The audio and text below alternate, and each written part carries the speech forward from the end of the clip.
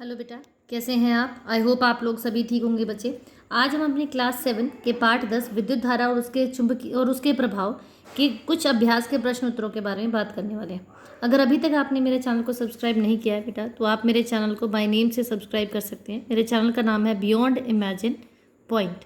तो आप मेरे चैनल को सब्सक्राइब कर सकते हैं, मेरी वीडियोज़ को लाइक और शेयर भी कर सकते हैं। चलिए, तो आज की बात करेंगे। आज हम अभ्यास के प्रश्न उत्तरों की बात करने वाले हैं, पार्ट 10 के प्रश्न उत्तरों की। पहला क्वेश्चन है बेटा, फर्स्ट क्वेश्चन है, विद्युत परिपथों के निम्नलिखित अवयवों को निरूपित करने वाले प्रतीक को अपनी नोटबुक पर खींचने मतलब आपको बनाने हैं। ये कुछ यहाँ पर अवयवों के नाम दिए हुए हैं, तो यहाँ पे ये जो नाम दिए हुए हैं आपको इनके सिंबल्स बनाने हैं। ठीक है, अवयवों के सिंबल बनाने हैं। पहला है बेटा आपके पास संयोजी तार, तो आपको सीधी लाइन खींचनी है। स्विच ऑन करना है तो ये 2 सर्कल बनाने हैं और उनसे इनको जोड़ देना है। स्विच ऑफ के लिए आप इसको सर्किट को यहाँ से ब्रेक कर देंगे। विद्युत सेल के लिए एक छोटा पैर बनाना है, इसका एक बड़ा बनाना है। छोटे वाला हमारा जो बड़ा होता है वो पॉजिटिव होता है, छोटा हमारा नेगेटिव होता है। विद्युत बैटरी के लिए आपको ये पेयर्स बनाने हैं, ठीक है बेटा, इनके सेल के। और विद्युत बल्ब के लिए आपको ये चिन्ह बनाना है, ठीक है। तो ये आपका फर्स्ट क्वेश्चन था। सेकंड क्वेश्चन की बात करेंगे। चित्र 10.21 में दर्शाए विद्युत परिपथ को निरूपित करने वाले परिपथ का आरेख करना है। तो ये परिपथ आपका बनाया हुआ, इनका आरेख करना है बेटा। ये आरेख का मतलब आपको ये लाइनें खींचने की, यहाँ से ये पॉजिटिव है, ये नेगेटिव है, ये आपका ये पिन लगी हुई है, ठीक है। क्योंकि ये मेटल की पिन है तो इसमें से क्या करेगी, विद्युत धारा प्रवाहित करेगी और ये बल्ब को ग्लो करेगी। तो आपको इनके नाम लिखने, ये बल्ब है, ये संयोजी तार है, ठीक है। ये क्या है, ये संयोजी तार है।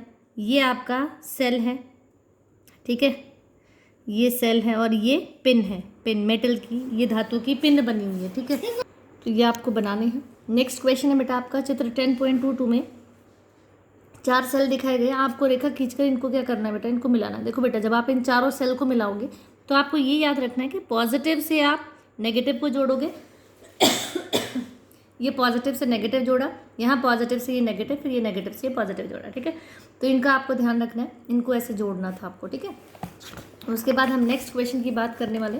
नेक्स्ट क्वेश्चन हमारा है बेटा, यहाँ चित्र 10.23 में दर्शाए गए परिपथ में बल्ब दीप्त नहीं हो पा रहा है, ठीक है। तो आपको उसकी कमी को ढूंढकर मतलब कारण का पता लगाना है और उसको प्रदीप्त करना है आपको, ठीक है।